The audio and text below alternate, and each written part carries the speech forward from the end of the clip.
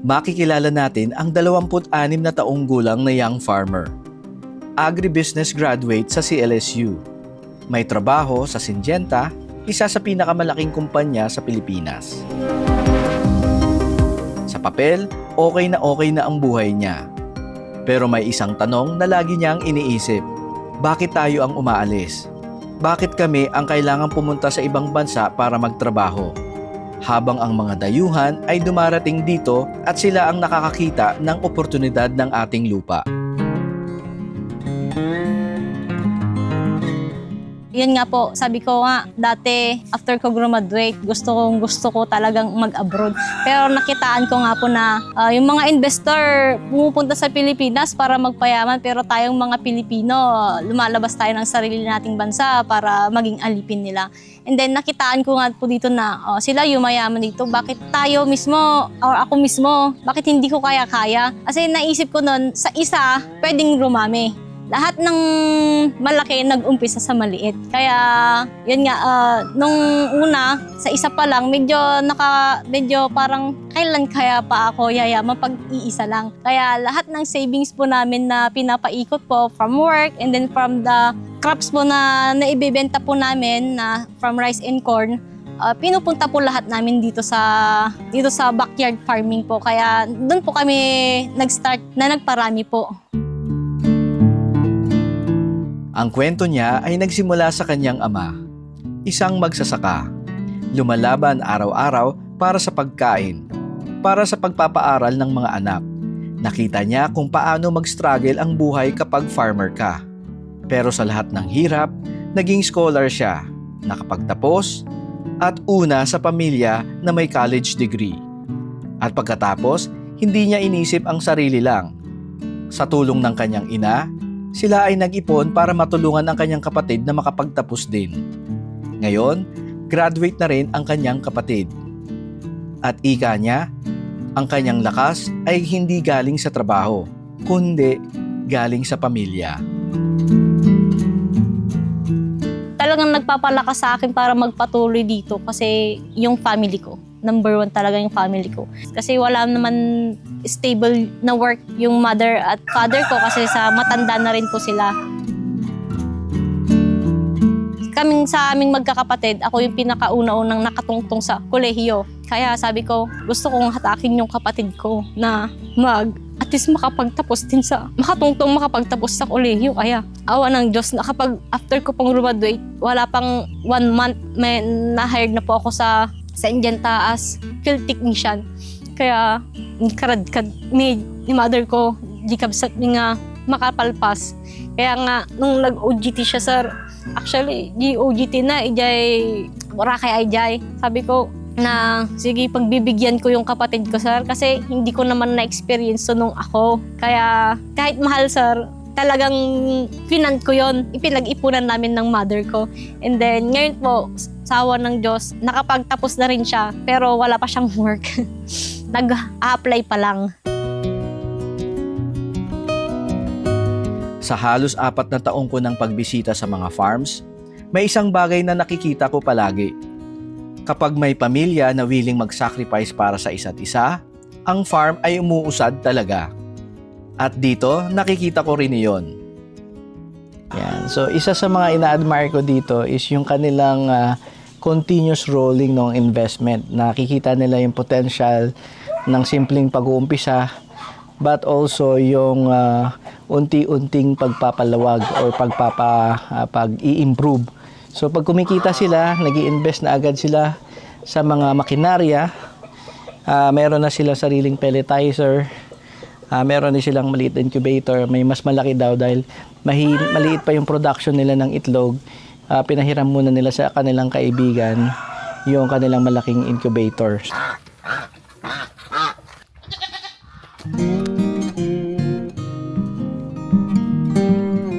May nagtanong sa kanya noon, kayo ay magsasaka, pero bakit pa kayo bumibili ng bigas? Bakit pa kayo bumibili ng mga gulay? Para sa marami, mapanakit yon at offending yon. Para sa kanya, naging challenge lang. Ginawa niya itong purpose. At ngayon, wala na silang binibiling bigas. Lahat ng kailangan ng pamilya, para kumain ay nasa bakuran na. Kami, magsasaka kami, pero bumibili pa kami ng bigas pa noon. Kaya sabi ng isa naming uncle na sabi niya, manalon kayo, nagagatang kayo latate, bagas, kunada. So nga ajay, na-challenge kami ni mother ko nga ayun ngagpaiso. Manalon kami nga gagatang kami pa iti bagas di tawar. Kaya yun, as parang nagkaroon ako ng thinking na totoo naman yung sinabi nila. Masakit pakinggan pero yun yung katotohanan. Kaya at that time, sir, nagkaroon kami ng thinking na baguhin yung magiging cycle ng pagpa-farm namin. Na dati kasi, siguro sa sobrang hirap na rin, bale, utang, lahat ng cost sa farm, and then pag-harvest na ibabayad na sa nagpautangan ng tinatawag naming irikan. Kaya ngayon, binago namin yung cycle na yun na mag-save muna para yung food namin and then tsaka na yung benta. Kaya natutunan namin hanggang ngayon sa awa ng Panginoon, hindi na kami bumibili ngayon ng bigas. At yun din po, natutunan namin na aside from rice, nagtatanim na po kami ng mga gulay-gulay at yun po yung binebenta namin sa labas. Nagsimula ito sa isang grant, 80,000 piso mula sa Young Farmers Challenge ng Department of Agriculture. Sa daan-daang nag-apply, isa siya sa nanalo. Bali, Young Farmie Award po pala ako. With collaboration po ng DA po. Bali, yung DA po yung nag-encourage sa akin na makilahok nga po ako dito sa programa ng ATI na kung saan gagawa po ako ng business proposal and then pagka na-check po nila na okay naman and then i-depends po namin yon kung sakaling potential po ba yung business proposal na ginawa po natin. Bali po yung programa po nila na binigay po sa amin na assistant ay 80,000 po. Pero hindi sapat ang 80,000. Ang iba pang hayop sa farm, galing sa sariling ipon nila at ng kanyang boyfriend, si Carlo. Agribusiness graduate din. Nagtrabaho rin sa Syngenta. Pero ginawa niya ang isang bagay na hindi basta-basta. Iniwan niya ang mas magandang trabaho para suportahan ang kanilang farm. Isang integrated livestock farm para maging tulong habang umuusad sila. Siya ang full-time dito sa kanilang farm. Yan nga po, aside from 80,000, nagdagdag pa po kami doon sa aming sariling ipon na po, sarili naming income from work and then from other crops po na tinatanim po namin sa bukid po. Kaya kung makikita po natin, ay may mga additional animals po tayo dito na bali nagdagdag po kami ng breeders po sa ducks, ganoon din po sa mga inahing baboy. Nag-give up po siya ng work niya para mag-focus po dito sa pinapatayo po namin or ni-establish po naming livestock po. Actually po, marami po siyang offer sa kanya. Kaya sabi ko nga, ang hiniling ko lang sa kanya, 1 year lang, sacrifice siya ng 1 year. Kaya minsan na fan siya, na-attempt siyang mag-work ulit kasi ino-offer siya ng maganda kasi yung offer sa kanya. Pero sabi ko, pag pumasok ka dyan, you are building someone's future, hindi na yung gusto nating i-build. Para kay Juana at Carlo, bago daw sila umabot ng 40 years old, gusto na nilang magkaroon ng financial freedom. Isang full-time farmer, may pamilya, isang nanay na nandoon talaga para sa mga anak. Alam niya kung paano mag-planning dahil agribusiness graduate siya. Hindi lang ito pangarap, ito ay isang plano. At dito ko nakita ang kanilang seryosong pagsisikap. Kasi po, gusto ko po kasing at the very young age po, hindi naman sobrang young, parang magkaroon na ako ng, parang mas maagang retirement ba, sir? Retirement ko ba? Early retirement. Kasi sabi na pag sinabing retired nasa mga 60s ka na, mga ganong age. Ngayon po yung iniisip ko, magkaroon na ako ng parang sariling family at very young age pa lang. Kasi iniisip ko, kumbaga kung 30 years old akong magkakaroon ng family, 10 years old yung anak ko, 40 years old na ako, parang masyadong matanda na. Bakit natin ipapaubaya ang lupa sa mga dayuhan? Bakit tayo ang nag-i-import kung kaya naman nating i-produce at i-export? At ang suportang binibigay sa mga magsasaka ay parang ayuda lang para makasurvive. Pero kung bibigyan ng tunay na suporta ang mga magsasaka, makakatulong tayo sa lupa, sa community, at sa bansa. Napakayaman natin when it comes sa agrikultura, pero anong nangyayari? Inaalaw nilang ibenta yung lupa natin. Binibenta nila sa mga dayuhan. O, tignan mo ngayon dito, sir, napapalibutan na tayo ng mga investor na mga Chinese, mga Vietnamese. Imbes na tayo yung nakikinabang, mas nakikinabangan pa ng iba. Ang agrikultura para sa kanya ay hindi lang trabaho. Ito ay kalayaan. Ito ay family legacy. Ito ay simula ng pagbabago sa sariling bakuran. Nag-aral, natuto, sinubukan, nagkamali. Pero tinutuloy kahit mahirap. Hanggang sa gumana, pwede pala, kaya pala. At siguro, kayang-kaya mo rin. Ako si Jay ng Agri sa Agri at ito ang paraan ko para maibahagi sa inyo ang kaalaman, inspirasyon at oportunidad.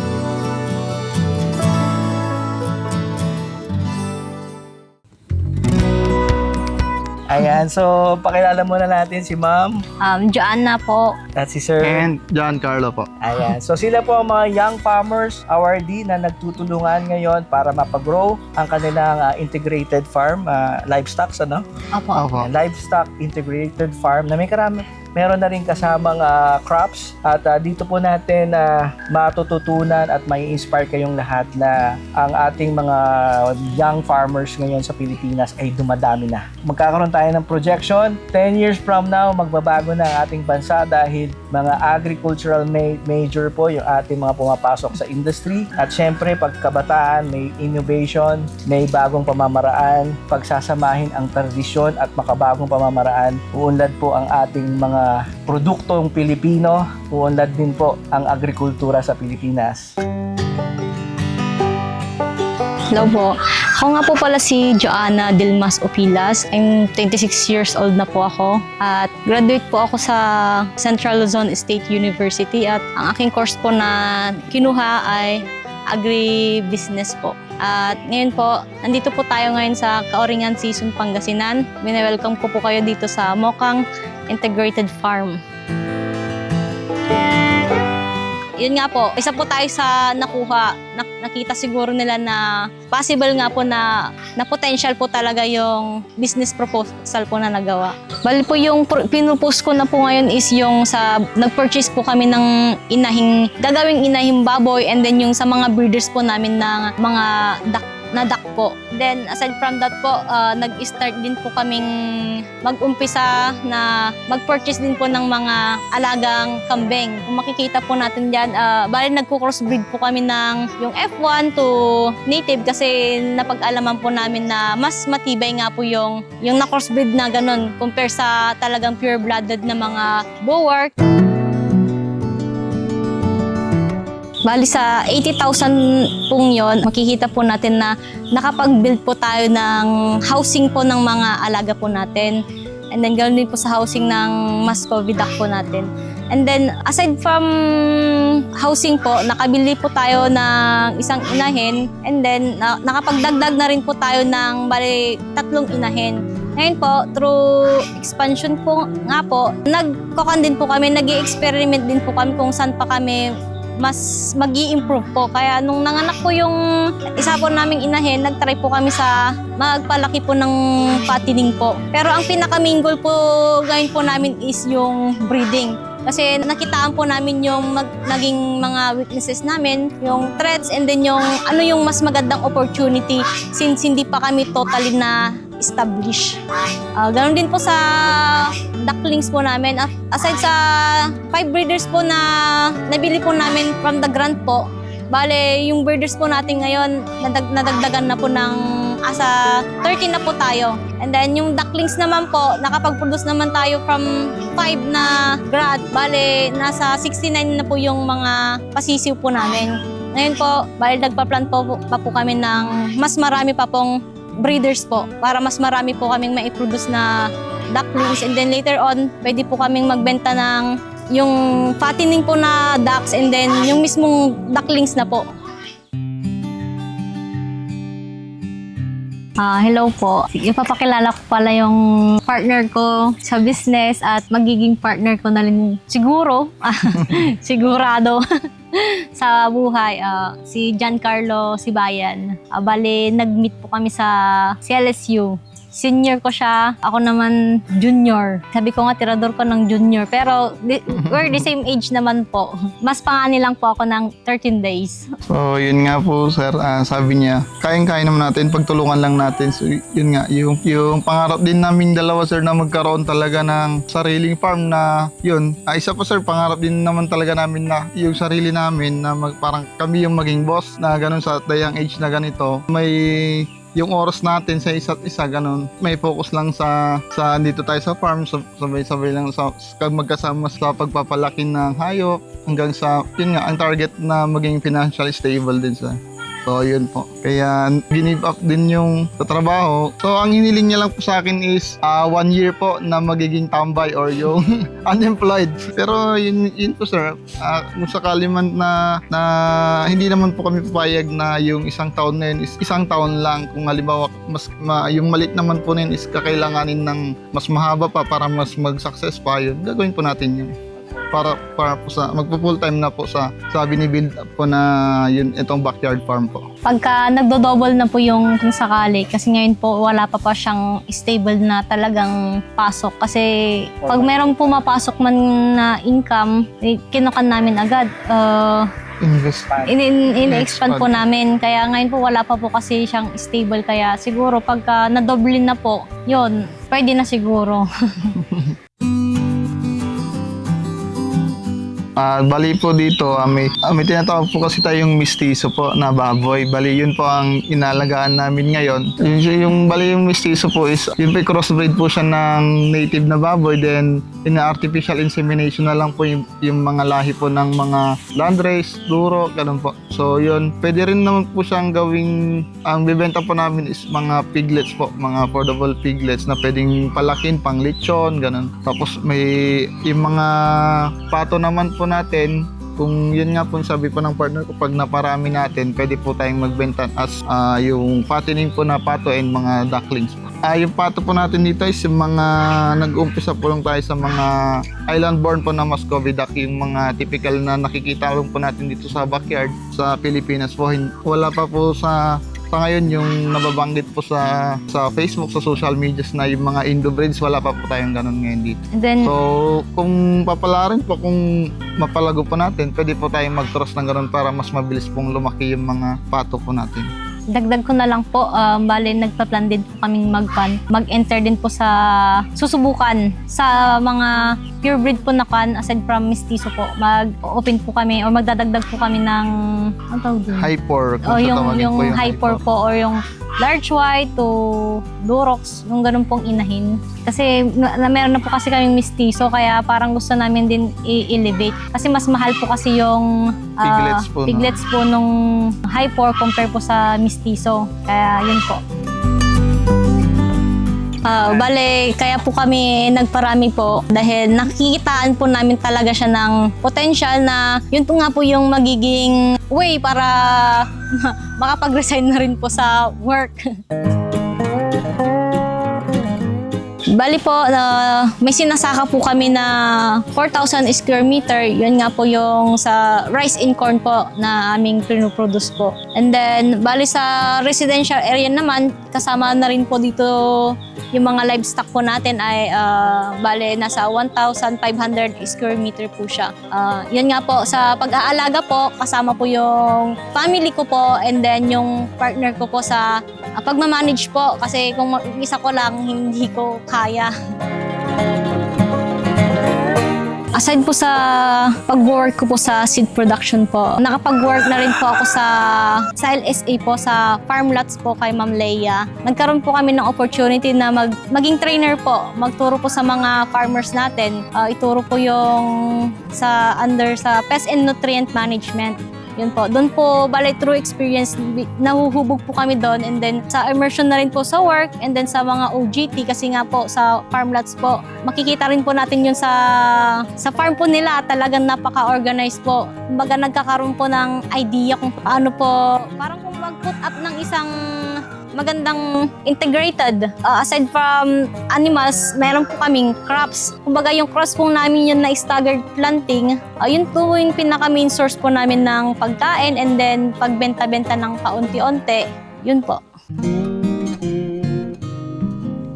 Ayun nga po, bilang agribusiness student po sa CLSU po, nagkaroon po ako ng mas kabigatan po na dapat ko pa pong patunayan kung ano yung thinking ko o yung ginagawa ko po. Kasi nga, sabi ko nga po na gusto kong maging financially stable kung wala naman po akong ginagawa. Kaya yun nga po, malaki din yung pasasalamat ko po talaga sa work ko ngayon kasi naging stepping stone ko talaga siya na mas mag-establish pa po ng livestock po. Parang nabubus ulit yung eagerness ko kasi syempre sa field kasi ako kumbaga yun nga yung nagiging sad ako kasi nawala na yung burning ko, sir ba. Dati sa training dati talagang iba yung pagka-burn ko sa yung sarili, sir. What I mean is yung mag-build up ka ng para sa sarili mo. Pero nung nandyan na, medyo nag-decrease na yung burning ko, sir. Kasi sa mga nakakasalamuha siguro Hindi ko araw-araw kasalamuhan mo yung kumbaga iba yung sir ba. Iba yung mindset kasi, sir. Kaya sabi nga nila, pumunta ka, dapat ang kasalamuha mo is yung mga taong mag-grow ka. Dito naman po, chismis dito, chismis dyan. Parang nabubulok ako, sir. Kasi naniniwala ako na dito sa farming, may pera talaga. Kailangan mo lang ng right mind, yung tamang pag-uugali. And then dapat meron kang pagmamahal sa ginagawa mo. And then pinaka last is yung pagiging consistent mo na kahit malugi ka, kasi kami, sir, sa una naming business talaga is talagang nalugi kami. And then, nagpatuloy lang kami kasi, sir, namatayan na rin kami ng alaga nun yung sa experience namin. 12 heads nun na fattening. Minercy killing pa namin yung dalawa kasi ASF yon. Pero hindi kami or never kami na parang nagsabi na, kahit lugi, sir, hindi namin naisip na mag-give up talaga. Nag-pursue kami ulit. Kaya ito po, nagkaroon ng chance na mag-build and then nag-build po ulit kami. Aside po sa awareness, syempre yung skills po and then yung right knowledge po. Kasi kung hindi naman po tayo magka-come up ng ganito kung hindi tayo nagkaroon ng pinaka-idea. And then through sa mga trainings po ng ATI, ayun po, mas na-build up pa po yung knowledge po namin, and then sa skills namin na aside from practicality, may mga theoretical po na experience po. Sa ngayon po, sa lawak na po sa modernization na rin po, marami na po tayong mga tools dyan na pwede po natin na magamit po para mas ma-boost pa po yung learnings po natin. Nod lang po tayo sa agri. Kasi hindi natin kailangan ngayon na physical na a-attend pa tayo sa mga trainings kung may mga available po dyan. And then, siyempre, number one siguro, magkaroon tayo ng mentor. And yun nga, support din na knowledgeable po talaga sa part po ng ginagawa natin. Kung may passion ka po talaga sa farming, yung sinisweldo mo po sa private company, kayang-kaya pong kitain nung pagba-backyard farming mo po hanggang sa lumaki po yun. Kung may passion ka po talaga sa pag-aalaga, ganun po. Bale, po kasi, si Carl po kasi may experience po kasi siya sa poultry din. Kaya more on sa manage po. Sa kanya ako natututo. Ngayon, nung nag-resign, tinurn over ko sa kanya even yung mga accounting, even sa budgeting, lahat ng income, pinasa ko na sa kanya. Siya na yung nagmamanage talaga. Kaya thankful ako kasi sa experience niya kasi may knowledge na kasi siya sa livestock, kung paano mag-inject, magkapon. Dun ako din mismo natututo din sa kanya, even sa pag-AI, nakuha ko sa kanya and then ni-apply na lang din namin dito. Kaya yun, kumbaga nagja-jive din yung thinking namin dalawa, tsaka yung passion namin. Marami po tayong natutunan ngayong episode na to dahil si ma'am, she's very brave, she's very strong. Narinig nyo naman ng interview niya, talagang marami siyang medyo tatagos sa inyong damdamin na talagang nakaka-inspire. And kung ikaw is at your young age, no, maraming salamat kasi marami na pong nanonood sa Agri na mga younger generation na sama-sama po tayo magtulungan.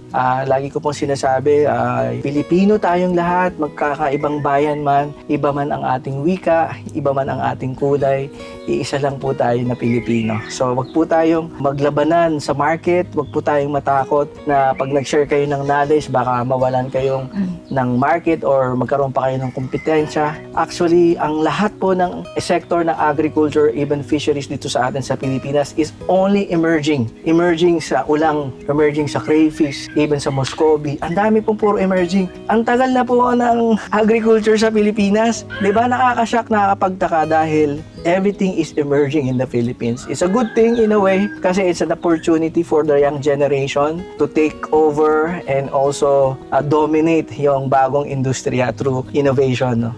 Ano masasabi niyo doon, ma'am? Totoo po yan. Yes, sir. Yes po, totoo po yun, sir, na yun nga, parang walang imposible sa agriculture po, kung may passion ka po talaga. Yeah. So it only takes the passion, yung Skills.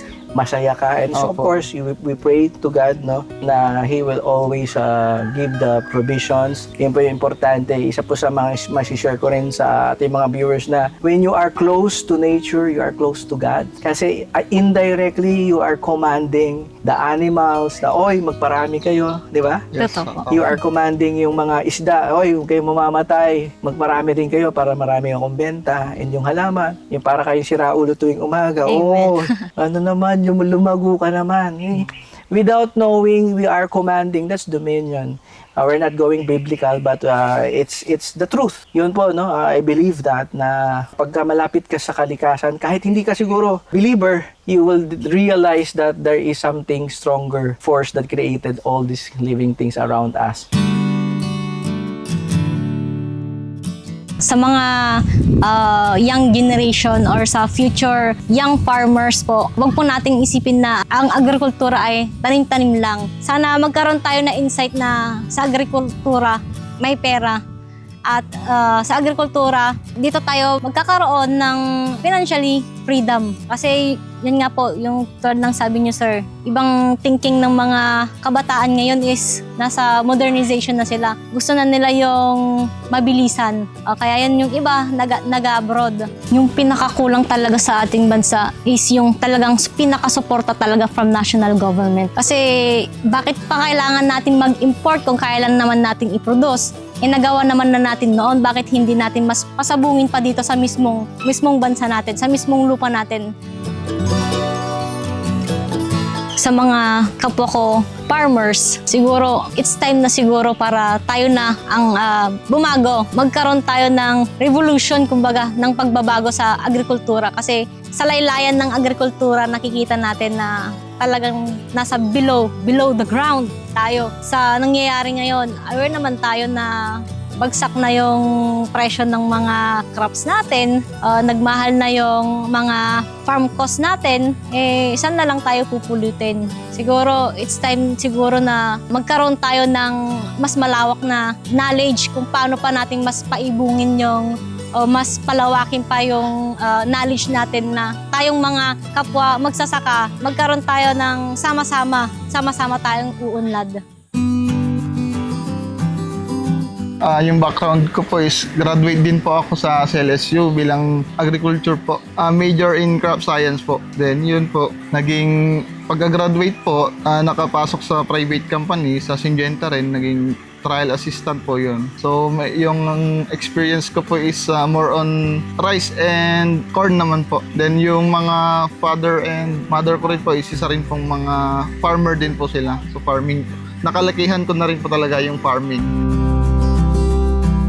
Ako po, gusto ko pong magpasalamat din sa kanya dahil yun nga po, from strangers to naging ganito, maging partner. So, yun po, maraming saka sa din po sa Panginoon kasi yun nga, binigyan niya ako ng hindi yung typical na babae na materialistic, ganun po. Kundi very practical po talaga. May kwento ko lang din po sir, nung bali nililigawan ko siya, sabi niya, siyempre nag-aaral pa po kami sa isang university. Ang sabi niya po sa akin, hindi, bawal ko po siyang i-date or i-treat sa labas kung yung i-treat, gagamitin ko pera pang treat sa kanya is galing pa sa allowance ko. So, pumasok po sa isip ko na dapat yung sarili kong pera, yun ang gagamitin ko na pang treat sa kanya. Yun po nung may trabaho na po, yun naging trial assistant nga po. Yun. Hindi nga po eh. Tinuloy-tuloy niya. Pinanindigan niya na yung sinabi ko. Hindi kasi, kuya, hindi kasi kami yung normal na, o yung typical na talagang couple. Dati, pagka nandito siya, lagi kaming nagtukan, parang superior kaming pareho. Pero nung parang naging sigad na yung center namin, every morning talaga, nagko-call kami sa kanya. Mas na-realize ko na iba talaga pag yung center talaga natin is si God talaga. Doon na-realize ko, hindi kami nag-aaway. Akala ko kasi noon, lagi kami mag-aaway. Pero at that time talaga na-realize ko na pa-thank you Lord ako na iba talaga pagka kasama mo talaga si Lord sa lahat ng ginagawa mo. Apakagaan ng flow ng buhay. Si Sir, very confident, nag-quit ng job. Kung ikaw may mahal ka, ipaglaban mo. Yan si Sir, ang best example.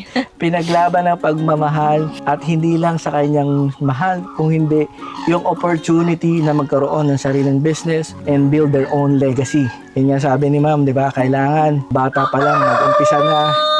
At the age 40, may projection na si Ma'am na medyo nasa kailangan. Nandun na daw siya sa medyo may financial freedom na at komportable na sa buhay. Yan. So, napakagaling, no?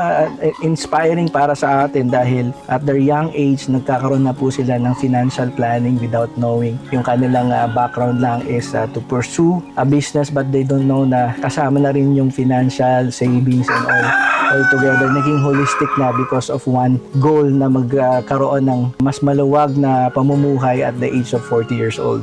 Tama po, Ma'am? Tama po, kuya. So, meron po kayong gustong pasalamatan, batiin mga batchmates nyo sa CLSU, mga prop? Ako siguro gusto kong pasalamatan yung mga naging mentor. Masasabi ko, consider ko na po na mentor ko kasi sila yung parang mas nag-introduce sa amin na para mas mahubog pa yung learnings namin is si Ma'am Jill tsaka si Ma'am Hazel po na dati po namin kasamahan sa El Rancho de los Ben sa Mingan. Nice. Okay, sir. So ako naman po, yun, nagpapasalamat po ako sa ATI, yun sa LSA din po na El Rancho na sila Ma'am Hazel, Ma'am Jill nga po ako nakundi dahil sa kanila. Hindi po kami makakapag-training sa ATI and then hindi po madadagdagan yung learnings namin. And then sa naging boss ko po sa Syngenta, thank you rin po dahil may experience din po akong natutunan sa inyo. Dagdag ko na rin po pala, gusto ko rin magpasalamat sa DA kasi sila yung talagang number one na nag-push sa akin na mag-join sa Young Farmers kasi dati ayoko talagang parang makilahok pa doon. Parang sabi ko, parang ang tanda ko naman na. Pero mas pinurso nila ako na i-push ko yon. Kaya thank you sa LGU DA season. Ayun. So, tamang-tama po no, sa ating tema. Kaalaman ang susi sa pag-unlad at syempre in behalf of Agri sa Agri din yung mga mentors po nila. Maraming salamat po sa mga effort nyo na magkaroon kayo ng produkto ng inyong institusyon na mga estudyante na ngayon ay mga implementors ng kaalamang ipinasa nyo sa kanila at magiging future leaders natin sa Pilipinas. Agree ba kayo sa Agri? Agree. Approve. Don't forget to like and subscribe.